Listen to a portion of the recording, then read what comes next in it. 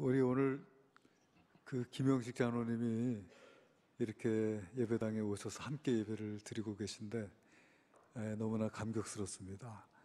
우리 장로님이 많이 어려울 때도 있으셨는데 우리 하나님께서 회복시켜 주셔서 많이 좋아하셨다는 말씀은 들었는데 이렇게 예배당에 오셔서 함께 예배드리게 될 줄은 몰랐어요. 우리 환영의 박수 한번 하겠습니다.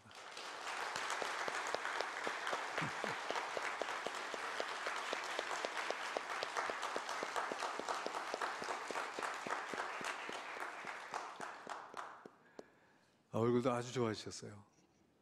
아주 건강해 보이십니다. 며칠 전에 경향신문에 박성민 정치평론가가 쓴 기사를 읽었었습니다. 근데 상당히 여러 가지로 생각해 하는 그런 기사여서 그 내용을 제가 좀 간추려서 소개를 해보려고 합니다. 제목은 한국의 주인이 바뀌고 있다, 이런 제목인데 말하자면은 주류 교체가 이루어지고 있다, 이런 말을 합니다. 그러니까 우리가 정권 교체라는 말은 우리가 익숙한데 정권은 야당에서 여당으로 또는 여당에서 야당으로 이렇게 정권이 바뀌어지는 것을 정권 교체라고 이렇게 우리가 이야기를 하는데, 주류 교체라고 하는 게 뭐냐? 우리 한국에서는 지금 주류 교체가 이루어지고 있다고 하는데, 이 주류 교체는 정권 교체하고는 비교할 수도 없는 아주 혁명적인 역사다, 그렇게 이야기를 합니다. 다시 말하면은 이제까지 우리 한국의 주류는 보수였다는 것이죠. 명실공히 보수가 한국의 주인 역할을 해왔다는 것입니다. 한국은 보수의 나라였는데 이제는 보수의 시대가 끝나고 있다고 하는 것입니다. 보수의 시대가 붕괴될 것을 눈치챈 사람들은 있었을 테지만은 이렇게 빠른 속도로 그리고 이렇게 무기력하게 무너질 줄은 아무도 몰랐을 것이라고 이야기합니다.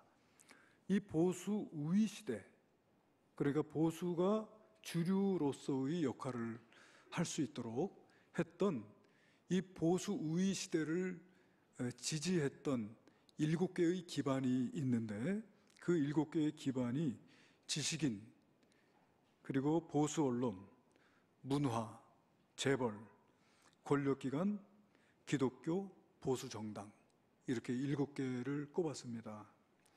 그런데 이 7개의 기반이 그 뿌리채 흔들리고 있다고 하는 것입니다. 여기 7개의 기반 가운데 기독교가 들어가 있어요. 그래서 기독교는 보수 우위 시대를 지탱해 왔던 기반 가운데 하나다. 이렇게 이제 이분이 이야기를 합니다. 제가 생각해 볼 때 기독교는 우리 한국의 역사와 이제 뗄 수 없는 관계에 있는데, 우리는 동족의 전쟁을 겪지 않았습니까? 그리고 공산주의와 또 민주주의의 이념의 갈등, 그래서 그 서로 대치되어 있는 상황 속에서 공산주의를 반대할 수밖에 없는 입장에 서 있는 게 우리 기독교입니다. 왜냐하면 공산주의는 하나님을 인정하지 않기 때문에. 우리 이제 공산주의를 대적하다 보니까 이제 남북이 대치하고 있는 상황 속에서 안보를 소중하게 여길 수밖에 없고, 안보를 소중하게 여기다 보니까 이 보수의 역할을 하게 된, 그래서 이제 기독교는 보수적인 그런 색채와 입장을 띌 수밖에는 없었다고 저는 생각합니다. 그런데 이와 같은 7개의 기반이 모두 뿌리채로 흔들리고 있다 하는 것이죠. 젊은이들에게 이 보수에 대한 이미지가 어떠냐 이렇게 물어보면은 젊은이들이 하는 말이 존경할 사람이 없다, 그리고 부패했다, 촌스럽다, 그렇게 대답을 했었는데, 이제 하나 더 추가된 것이 뭐냐면 능력도 없다라고 합니다. 젊은이들이 광장에서 보수 권력을 희롱하는 그런 시대가 되었습니다. 박근혜 전 대통령이 탄핵을 당했습니다마는, 박근혜 전 대통령이 탄핵을 당한 것은 보수 권력이 무너진 결과지 원인이 아니다. 그래서 보수 권력이 이미 무너지고 그 결과로 박근혜 대통령도 탄핵을 당하게 된 것이라고 말해요. 그러면서 스스로 질문을 던지는데 과연 이 보수 시대가 다시 올 수 있을 것이냐, 이런 질문을 던져놓고서는 스스로 대답을 하기를 아마 어려울 것이다. 그것은 마치 휴대전화 시장에서 노키아나 모토로라가 애플이나 삼성사에다 그 우위를 내주고 다시는 그 우위를 회복하지 못하는 것과 마찬가지일 것이다, 이런 말을 합니다. 그래서 이 땅의 보수가 몰락한 원인이 무엇이냐면 시대의 변화를 읽지 못했고 그리고 자기 자신을 혁신하지 않았기 때문이다. 시대의 변화를 읽지 못했고 자기 자신을 개혁하지 못했다.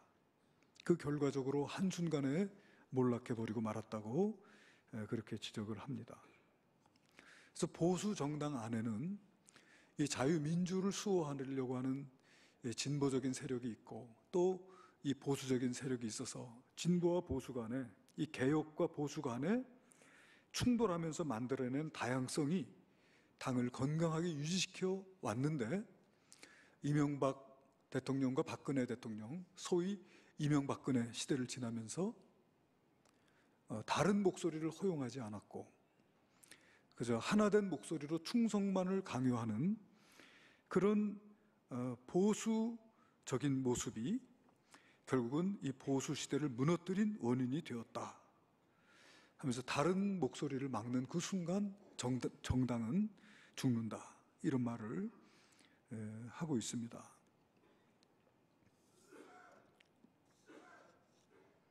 여러분, 보수의 특징은 뭐냐면은 주인의식이라고 하는 거예요. 주인의식. 주인의식은 좋은 것이죠.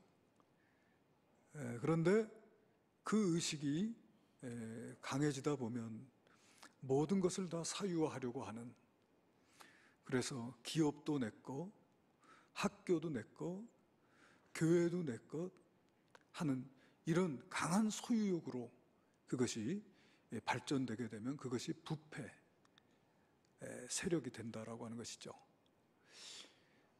그래서 이제 진보 세력은 비판적인 입장이 강하고 비주류 의식을 갖고 있는 자들이라고 그렇게 이야기를 합니다.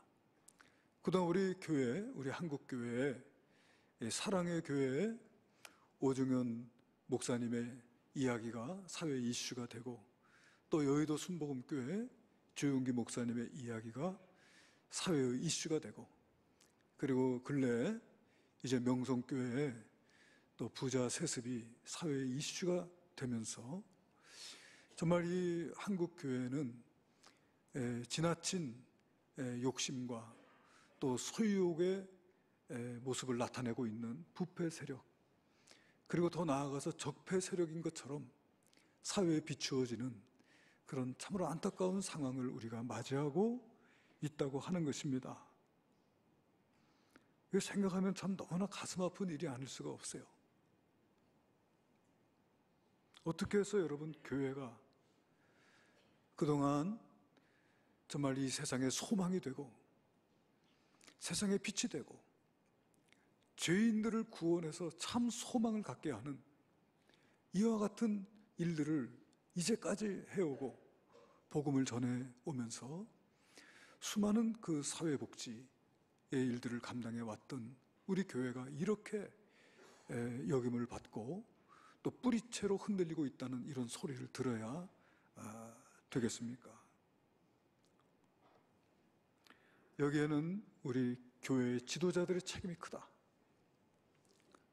그것은 아무리 부인하려고 해도 부인할 수 없는 상황이라고 생각이 됩니다.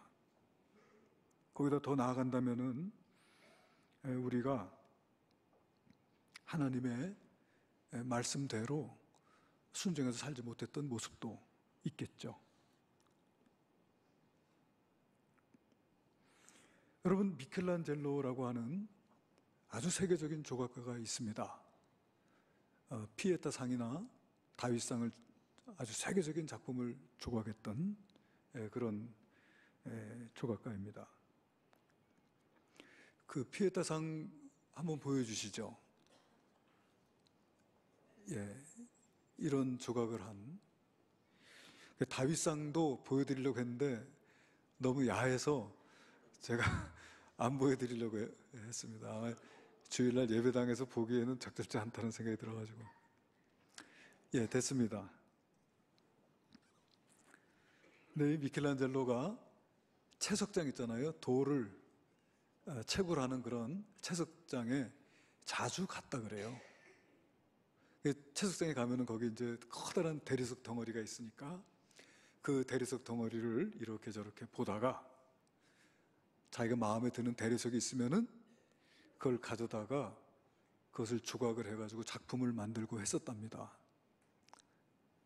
그런데 하루는 대리석을 갖다가 조각을 해가지고 정말 멋있는 천사상을 조각을 한 거예요. 근데 그 천사상을 보고서 누가 놀랐냐면은 이 채석장 사장이 놀랐습니다. 분명히 채석장에서 가지고 갈 때 그 대리석은 너무 볼품없는 대리석이었던 것 같은데 그 볼품없는 대리석을 가져다가 어떻게 이러한 조각을 했느냐 이렇게 물었다고 그래요. 그랬더니 미켈란젤로가 뭐라고 대답을 하냐 하면은 돌 안에 천사가 갇혀 있길래 천사를 해방시켜 준 것뿐이다. 이런 대답을 했답니다. 그러니까 미켈란젤로의 눈에는 그 볼품없는 대리석이지만 그 대리석 속에 천사가 갇혀 있다. 그 천사를 본 것이죠. 그래서 그 천사를 말하자면 해방시키고 자유를 주기 위해서 그 불필요한 부분들을 찌어내다 보니까 천사가 자유를 얻게 됐다. 그런 이야기입니다.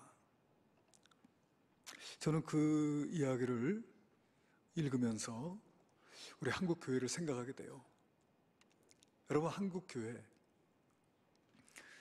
여러분 다시 거룩한 교회로 나가자고 하니까 교회가 마치 거룩하지 않은 것처럼 우리가 생각하기 쉽지만은 그거는 착각입니다.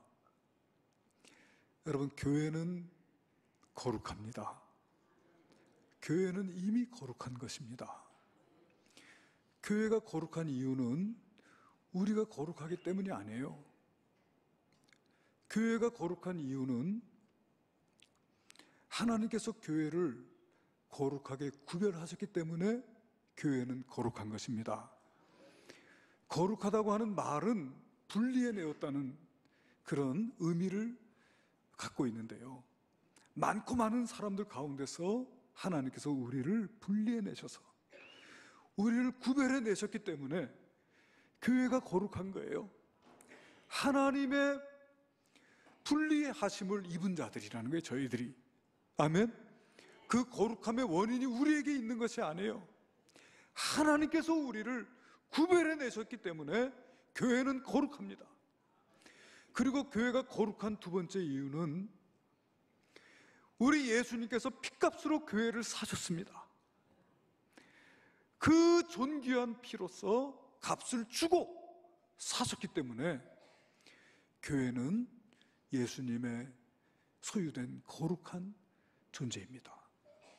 그리고 교회가 거룩한 세 번째 이유는 우리 눈에는 보이지 않지만 지금도 주의 거룩한 성령께서 교회 위에 운행하고 계시다. 믿습니까? 그렇기 때문에 교회는 거룩한 거예요. 그래서 우리가 사도신경으로 우리 신앙 고백할 때 나는 성령을 믿습니다. 그리고 뭐예요? 거룩한 공교회와. 그래서 교회는 거룩한 곳임을 고백하는 거예요. 교회는 거룩한 것입니다. 우리 예수님께서 베드로에게 마태복음 16장에서 너는 베드로라. 이 반석 위에 내 교회를 세우리니 음부의 권세가 이기지 못하리라고 했습니다. 단지 다시 거룩한 교회라고 했을 때 그 의미는 우리가 교회의 거룩함을 회복시켜야 한다는 그런 의미라고 하기보다는 그 거룩한 교회가 그 인간의 교만과 탐욕과 또 어떤 자기 아집으로 덮여져서 가려져 있는 그 교회를 말이에요. 그 거룩한 교회를 우리가 해방시킨다. 그런 의미가 있는 게 아닌가 그런 생각을 해봐요. 그래서 저와 여러분이 정말 그 불필요한 부분들, 거룩한 교회 되기에 불필요한 부분들, 그것이 뭐 여러 가지 모양으로 있을 수가 있겠죠. 개인적인 모습도 있을 수 있겠고, 어떤 우리 공동체 속에서 우리가 또 생각 없이 답습해 오던 부분도 있을 것이고요. 그 여러 가지 부분들을 하나씩 하나씩 제거하고, 또 우리가 하나님의 자녀로서 하나님의 말씀대로 살지 못하고 인간적인 생각과 또 주의 성령의 충만함으로 살지 못하고 내가 세상을 바라보고 살았던 그런 모습들, 그와 같은 모습들을 우리가 찍어내고 벗어버림으로써 거룩한 교회가 회복될 수 있는 줄로 믿습니다. 그래서 이제 작년도 2017년도는 종교개혁 500주년이 되는 해였다고 했고요. 또 2019년도, 이제 내년은 어떤 해냐 하면은 이 땅에 3.1 만세 운동이 일어났던 100주년이 되는 해입니다. 그래서 이제 2018년도 올해는 종교개혁과 이 3.1 만세 운동 그 사이에 끼어 있는 해고요. 참으로 이 종교개혁 또 3.1 운동 이와 같은 기념해를 맞이하면서 정말 우리가 다시금 거듭나고 변화되어야 될 참으로 좋은 기회를 맞이했다. 그래서 이런 기회를 놓쳐서는 안 된다고 우리 교회 지도자들이 생각을 하고 거룩한 교회를 외치고 있는 것이라고 저는 알고 있습니다. 여러분, 3.1 운동이 일어났을 당시에 우리 한국의 인구가 1,600만 명이었습니다. 그러니까 지금은 남한만 5천만, 북한까지 하면 7천만 이야기 하지 않습니까? 그런데 그때 당시에는 1,600만 명밖에 되지 않았다는 거예요. 1,600만 명밖에 되지 않았는데 그때 당시에 기독교인이 몇 명이었는가 하니까 20만 명이에요. 그러니까 1,600만 명 대 20만 명. 그러니까 그때 당시에 한국의 기독교인이 복음화율이 1.3% 내지 1.5%밖에 되지 않았다는 거예요.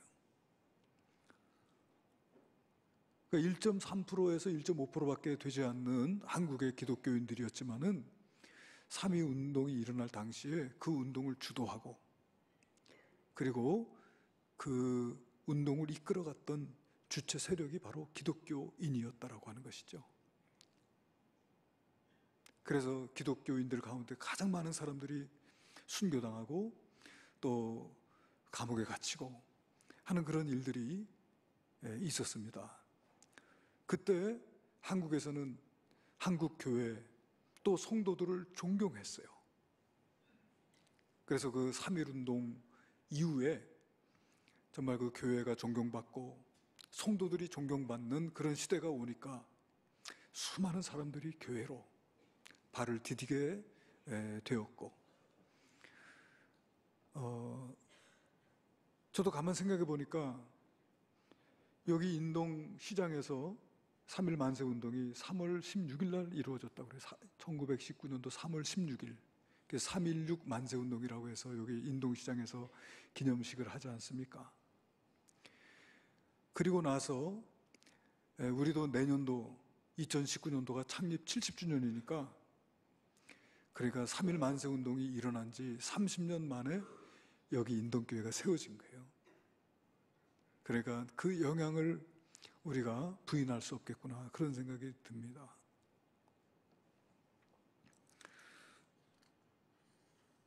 그래서 이와 같은 때를 만나서 우리 한국 교회가 다시금 세상으로부터 존경받는 그와 같은 교회로 거듭나기 위한 그런 혁신과 그 개혁의 몸부림이 있어야 되겠다 하는 그런 뜻으로 거룩한 교회 다시 세상 속으로 라고 하는 표를 정한 줄 압니다.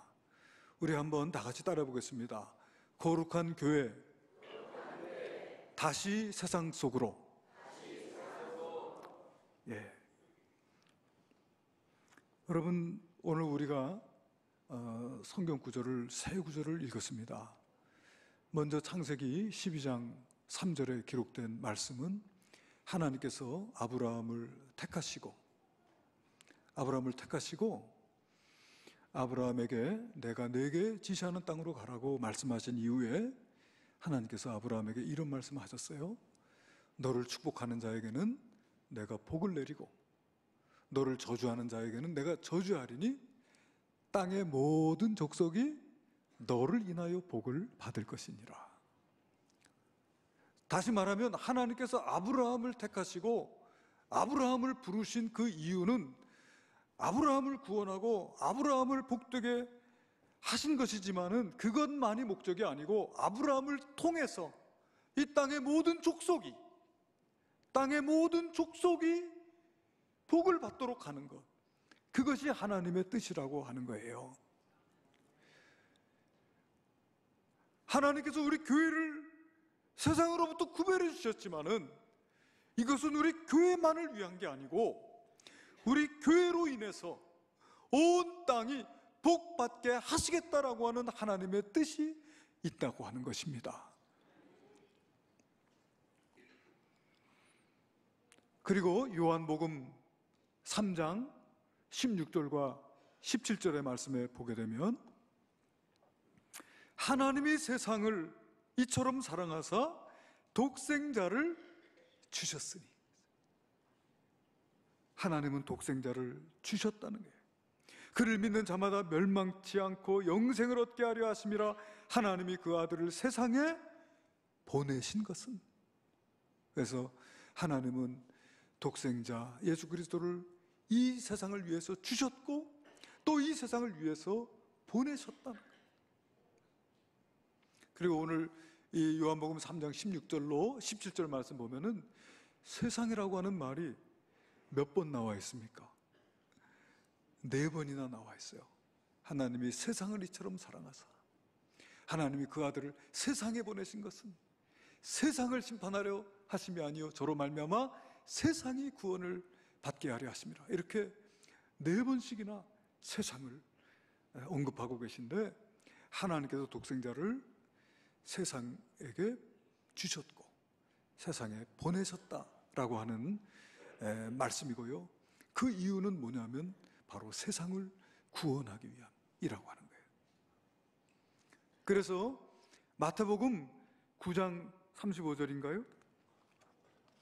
거기 보게 되면은 예수께서 모든 도시와 마을에 두루 다니사 그들의 회당에서 가르치시며 천국 복음을 전파하시며 모든 병과 모든 약한 것을 고치셨다. 이렇게 기록이 되어 있습니다.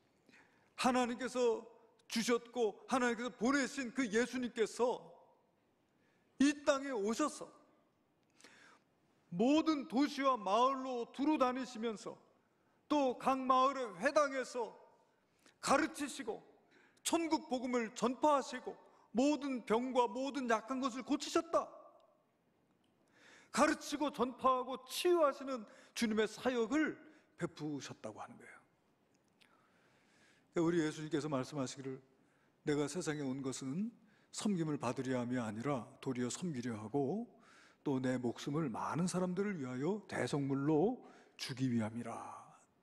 그렇게 말씀하셨듯이 정말 섬김이나 영광을 위해서 오신 것이 아니라 각 도시 마을로 두루 다니시면서 거기에서 가르치고 전파하고 치유하시는 그런 사역을 통해서 만 백성들을 모든 그 흉악한 질병과 약한 것들로부터 구원하시기 위하여 오셨다는 거예요. 이것이 하나님의 목회였다라고 하는 것이죠. 그러나 이제 그동안 교회는 이 교회라고 하는 울타리 안에 머물러 있으려고 했다는 것이에요. 마치 섬처럼 교회 안에서 예배하고 교제하고 봉사하고 하는 일들을 교회 안에서 머물러 있으면서 했다고 하는 것이죠. 우리가 신앙생활하는 것 자체가 그렇습니다. 이제 주일 성수라고 하는 말도 굉장히 좋은 의미지만은 그것을 잘못 생각하면 주일날 교회에 와서 예배드리는 것으로서 내가 하나님의 자녀된, 내가 신앙인으로서의 내 의무를 다했다라고 생각하게 되는 거예요. 주일 지켰다는 거예요. 주일을 지켰다. 교회 가서 오늘 예배 드렸다. 교회 가서 예배를 드리고 주일을 지킨 것 그 자체가 내가 하나님의 자녀로 또 하나님의 성도로 내가 성도의 의무를 다한 것처럼 생각을 하고, 그리고 한 주간 동안의 세상에서의 삶이 하나님의 말씀과는 상관없는 삶을 살아간다면 그것은 잘못된 것이라고 하는 것이죠.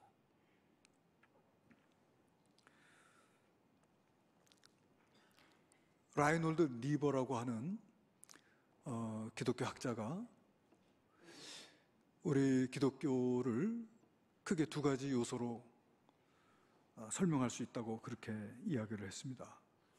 기독교의 본질 두 가지 차원인데, 하나는 뭐냐면은 수직적인 차원이요.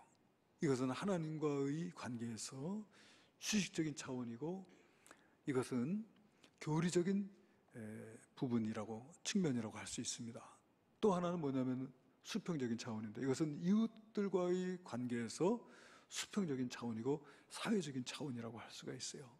근데 한국교회에서는 그동안 이 수평적인 차원보다는 수직적인 차원에 치우쳐 있었다라고 하는 것입니다.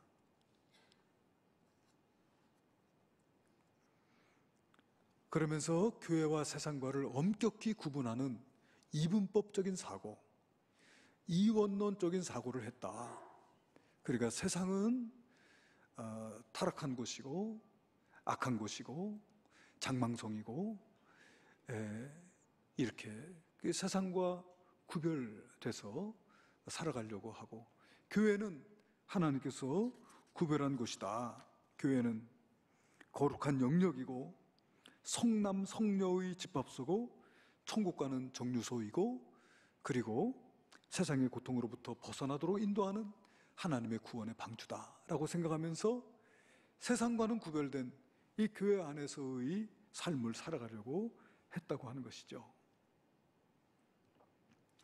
그런데 이제 우리 예수님은 어떠셨냐면은 하늘 보좌를 버리고 이 땅에 오셔서, 그리고 모든 도시 모든 마을로 다니시면서 거기에서 가르치고 전파하고 치유하는 주님의 사역을 감당하셨다라고 하는 거예요.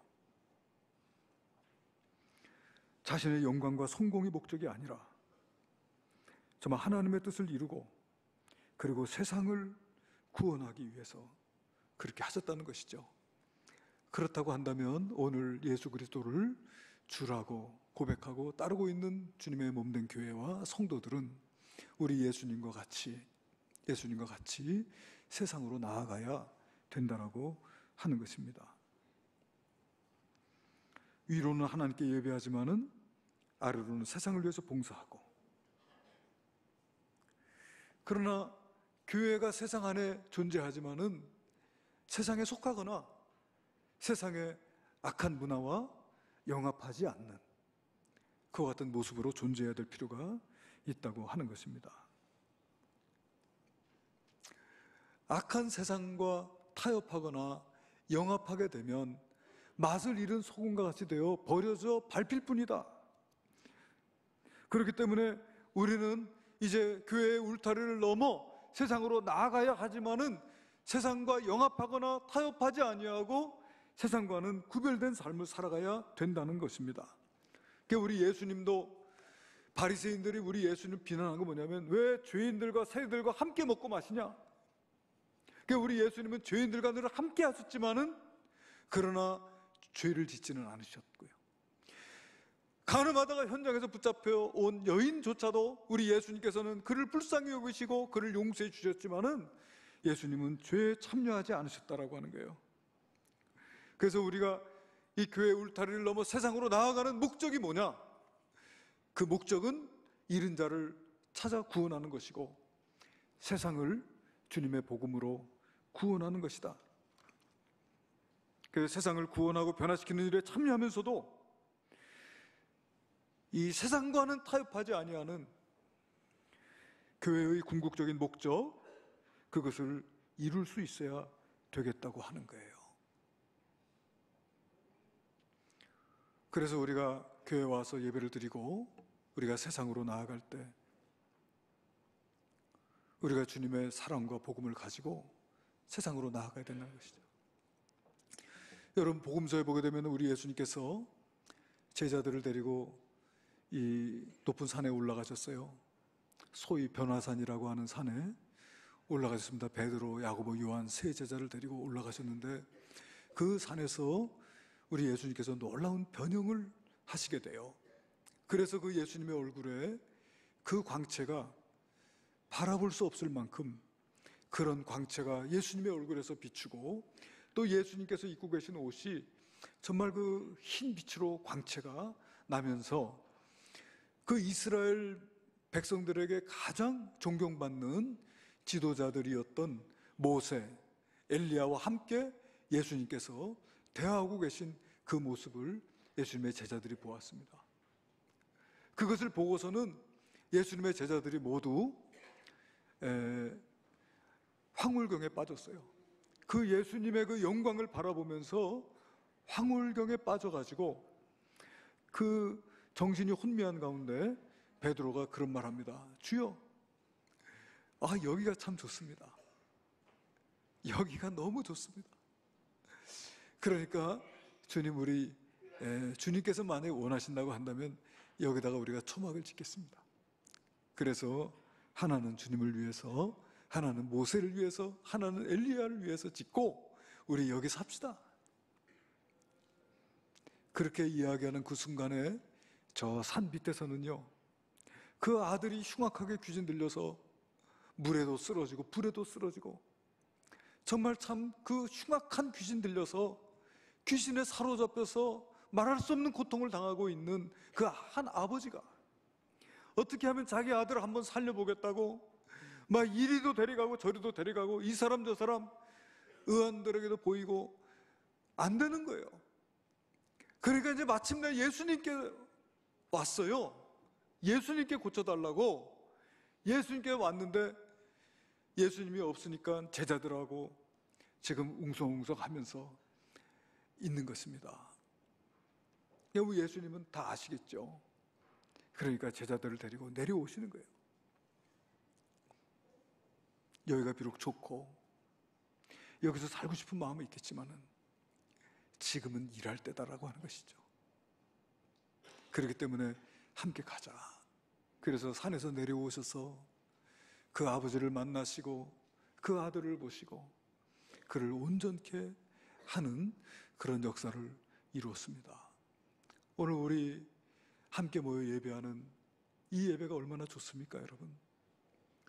우리가 같은 믿음으로 모여서 한 하나님을 찬양하고 또 하나님의 말씀을 들으면서 또 은혜를 나누고 또 함께 기도하고 또 성도의 교제를 나누는 이것이 천국은 아닐지라도 천국의 그림자와 같은 그런 그 천국 잔치를 미리 맛보는 그런 시간일진데, 주여, 내가 여기 있는 게 좋습니다 할지라도, 그러나 지금 저 세상에는 이 세상에 복음이 있음을 알지 못하고 우리에게 참된 메시아가 있음을 알지 못하고 지금도 세상에 매여 육이 되어 세상을 추구하고 있는 그 수많은 사람들이 아직도 고통을 당하고 있으니 지금은 일할 때다 이거예요. 그래서 여러분, 우리가 이제 세상으로 나아갈 때 함께 진군가를 부르면서 주님께서 우리를 가라고 하시는 그 음성을 듣고 가야 될 줄로 그렇게 믿습니다. 부활하신 예수님께서 제자들을 찾아오셨어요. 부활하신 예수님께서 제자들을 찾아오셨어요. 제자들은 유대인들이 무서워가지고 문을 닫고 방 안에 모여 있는데 예수님께서 오셔가지고 그들에게 제일 먼저 평강을 빌으셨습니다. 너에게 평강이 있을지어다. 그리고 두 번째 하신 말씀이 뭔지 아세요? 아버지께서 나를 보내신 것 같이 나도 너희를 보내노라. 그렇게 말씀하셨어요. 70인의 제자를 파송하실 때는 뭐라고 하셨냐면은 갈지어다 내가 너희를 보냄이 어린 양을 이리 가운데 보냄과 같도다 하시면서 가라고 하셨습니다. 그래서 우리가 거룩한 교회 다시 세상 속으로 라고 하는 이 총회의 주제를 우리 인동교회의 주제로 삼으면서 우리 모두가 다 거룩한 교회를 이미 교회는 거룩합니다. 그러나 나의 생각과 말과 행실이 주님의 그 거룩하심을 가리고 있는 것이 있다고 한다면 그것을 찍어내고 그것을 벗어버리고 주님의 거룩한 교회를 해방시켜 놓는 작업들이 필요하고요. 그리고 우리가 교회의 울타리 안에 머물러 있지 아니하고 그 울타리를 없애고 세상으로 나아가 하나님의 목회, 세상을 교구 삼고 세상 사람들을 교인 삼는 목회, 그런 목회를 우리가 해야 되겠다라고 하는 그런 의미에서 이와 같은 주제를 세운 줄로 압니다. 여러분, 한 해 동안에 이 주제를 가지고 저와 여러분이 그리고 우리 교회가 함께 이 일을 이루기 위해서 달려갈 수 있게 되기를 주님의 이름으로 축원합니다. 한번 우리 표를 제창하고 말씀을 마치겠습니다. 거룩한 교회 다시 세상 속으로. 기도하시겠습니다.